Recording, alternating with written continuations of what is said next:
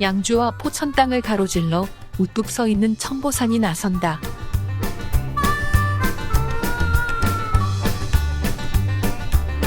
연이은 바위봉과 울창한 소나무 숲이 수려한 경관을 이루며 빈 절터를 감싸고 있는 천보산 자락.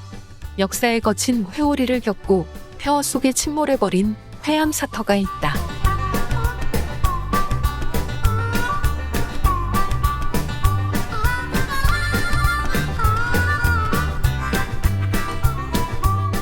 회암사터 문화유산으로는 현재 절터와 위쪽 회암사 곁에 간직된 유물 외에 1만여 평의 회암사터는 사적 제128호로 지정돼 있고, 절터 주변에는 봄이면 흐드러지게 휘어지며 피는 아름드리 벚꽃나무와 버드나무 소나무들이 층층으로 에워싸 눈부실 지경이다.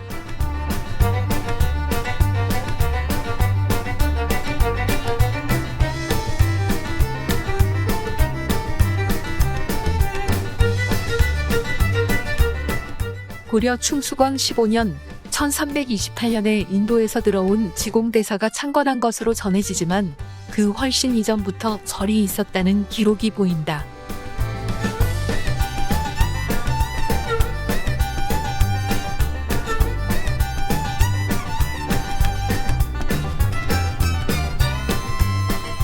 신증동 궁여지 승남 양주목 부르조에는 1174년 금나라 사신이 왔는데 춘천기를 따라 인도하여 회암사로 맞아들였다.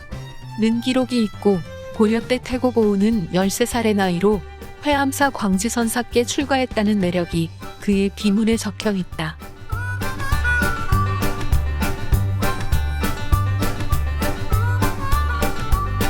아마도 그 뒤 지공대사가 공력을 다하여 재창건했던 것을 창건으로 여겼는지 모른다.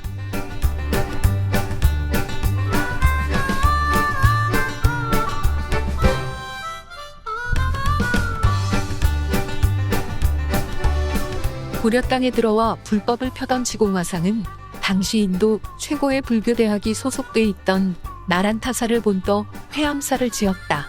신증동 궁여지승남은 지공이 여기 와서 말하기를 산수영세가 완연히 천축궁 나란타절과 같다 하고 절을 짓게 되었다고 전한다. 이로써 회암사는 창건 당시 대찰이 아니었을지라도 조만간 대찰의 면모를 갖출 계획이었던 것 같다. 하지만 지공화상은 1363년 열반에 든다.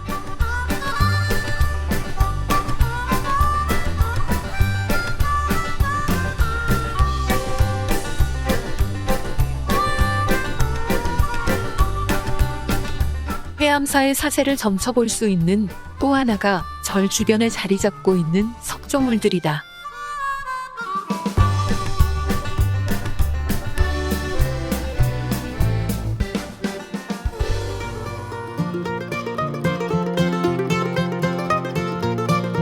회암사는 천마산 기슭의 서남쪽에 남향으로 앉아 삼면이 숲으로 둘러싸여 아늑하고 전방이 툭 트여 시원했을 터이다.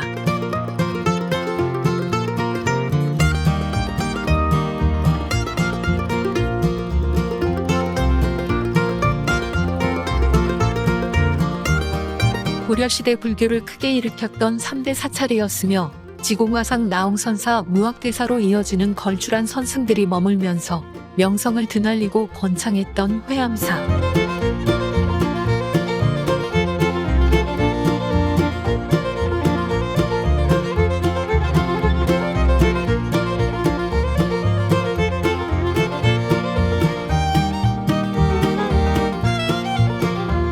절터 앞면의 왼쪽 모퉁이의 한 쌍에 향토유적 제13호인 당간지주가 찬연히 서 있다.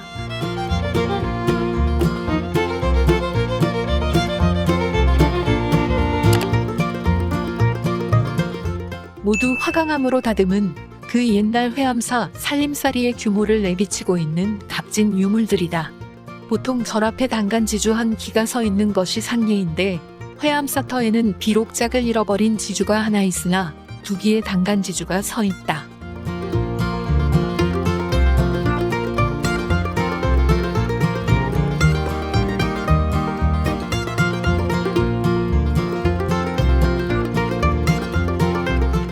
향화가 꺼진 지 오랜 세월, 만여평의 절터에는 땅에 박힌 채 거친 새파를 말없이 견뎌온 석재들만 고스란히 남아 그 옛날에 식어버린 온기를 전하고 있을 따름이다.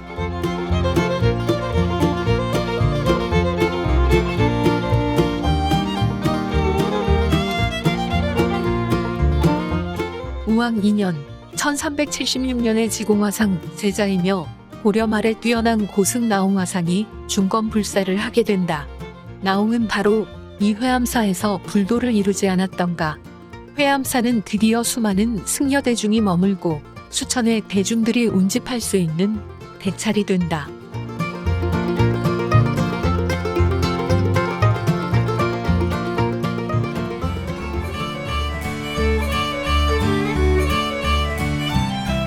(4년여에) 걸친 불사를 마치고 회향법회를 열려는 순간 나홍은 갑작스런 왕명을 받는다. 밀양 영원사로 떠나라는 것이었다. 나홍화상의 법력에 매료된 전국의 수많은 아녀자들이 일손을 멈추고 길이 막힐 지경으로 모여들어 생업의 지장을 초래한다는 것이었다. 조정에서는 산문을 막고 회암사에 오르는 백성들을 돌려보냈으나 감당하기 어려웠던 것이다.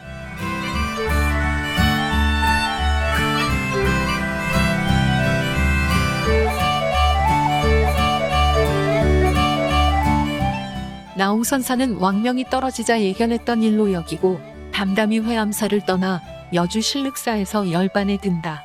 선사의 나이 57살이었다.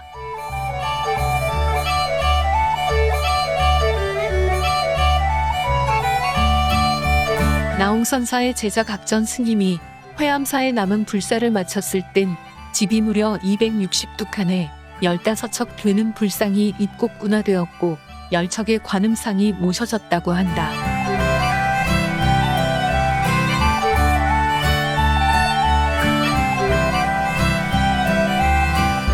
집과 그 모양새가 굉장하고 미려하여 동방에서 첫째였다고 목은 이색은 회암사 주조기에 전하고 있다.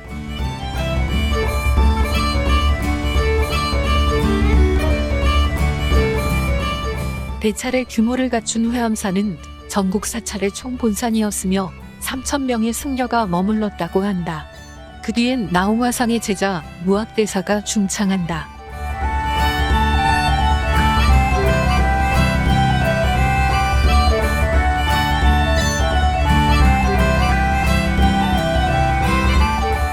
둘째 아들 정종에게 왕위를 물려준 태조와 태종의 둘째 아들 효령대군이 수도한 전로도 유명한 회암사는 조선 성종 3년 1471년에 세조비 정의왕후의 명으로 정현조가 중창하는 등 역대 왕실의 귀의를 받으면서 번창하게 된다. 조선 명종 때는 불심이 두터운 왕과 중종비 문정왕후의 신임을 얻은 허응당 보우대사가 이곳에 머물며 기울어져가는 불교를 주문코자 힘써 회암사는 나홍선사 이후 200여 년간 전국 제1의 수행도량이 된다.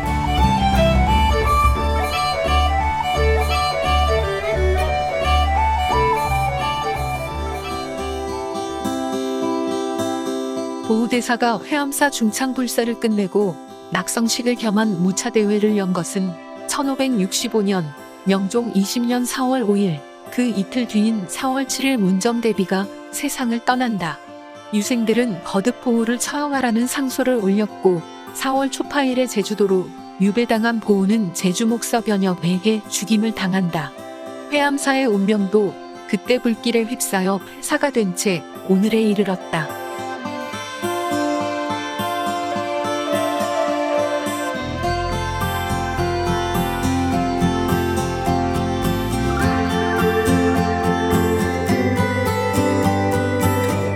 회암사터 전문이었던 일주문에 들어서면 먼저 놀라게 되는 것이 거대한 절터에 정연하게 쌓은 축단과 계단, 치장 등 품격 높았을 바람배치 형상이다.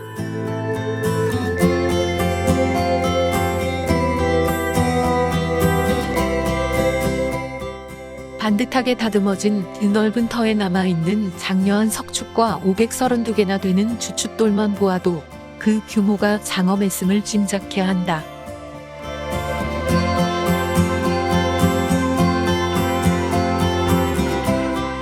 맨 앞쪽 축대 정면 계단석엔 둥근 북 모양 안에 태극 문양이 선명해 궁궐 건축에서나 볼 수 있는 면모이고, 그 옆과 안으로 들며 쌓아진 석축들은 하나같이 품격을 느낄 수 있는 규모와 공력을 들인 흔적이 역력하다.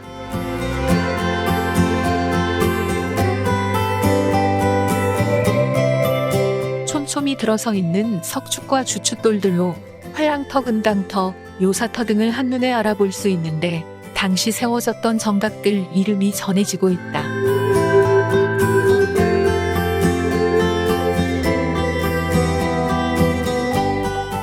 관음전, 미타전, 동서승당, 동서파침, 종루, 고루, 사문루, 열중려, 향적전, 도사료, 원두려, 지빈려, 양로방 등 절터의 규모와 들인 공력이 어렵잖게 가늠된다.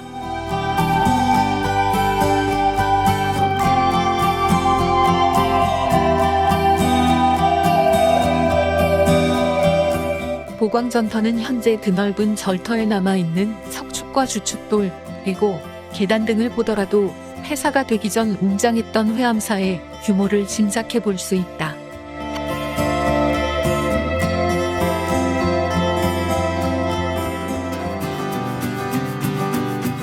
당시 지방 토호들 대부분이 핍박받는 불교를 이중 삼중으로 가세에 누르고, 절을 빼앗아 절터를 자신들 선조의 묘택으로 삼고자 갈망했던 것처럼 이응준 역시 사마상의 부도와 비를 제거해 묘역으로 삼고 법당터의 선친의 묘를 쓰기 위해서였다. 이는 술사조대진이 그렇게 하면 대길하다고 부추겼고, 이응준은 이를 실행했다.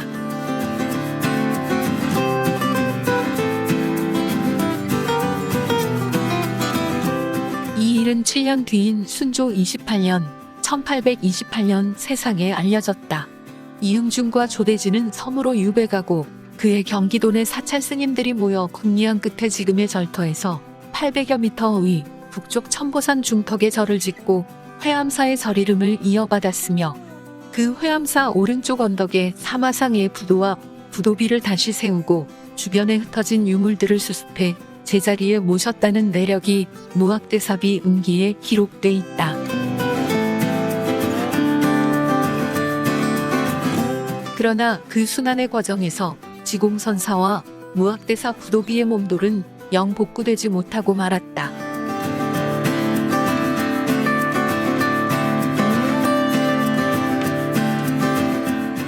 회암사터 끄트머리와 이따금 북쪽에 무참했던 회암사의 역사를 지켜보았을 조선시대 부도가 있다.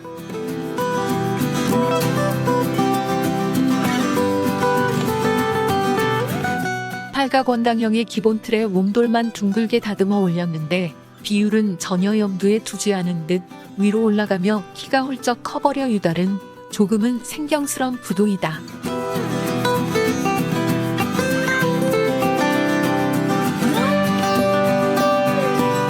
경사가 급한 지붕돌과 보주의 키도 길쭉길쭉해 전체적으로 위로만 치솟은 매우 기다란 느낌을 주는 게 이 부도의 특징이다.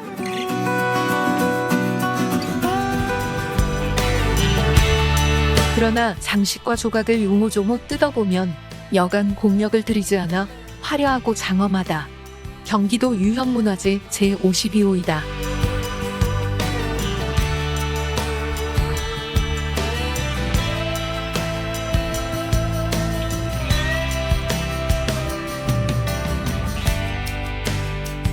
현재까지도 부도의 주인이 정확히 알려지지 않았으나 1472년의 회암사를 크게 중창한 서한대사의 부도라는 설이 유력하다.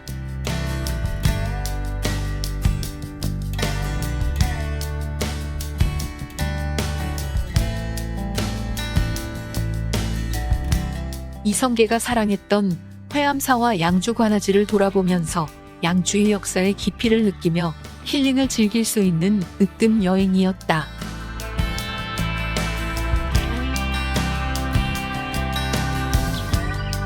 다양한 역사와 공기 좋고 볼 것들이 많아 아주 매력적인 여행이었다. 코로나로 지친 일상에서 아이들과 함께 다녀오면 좋은 역사 여행이 될 것이다.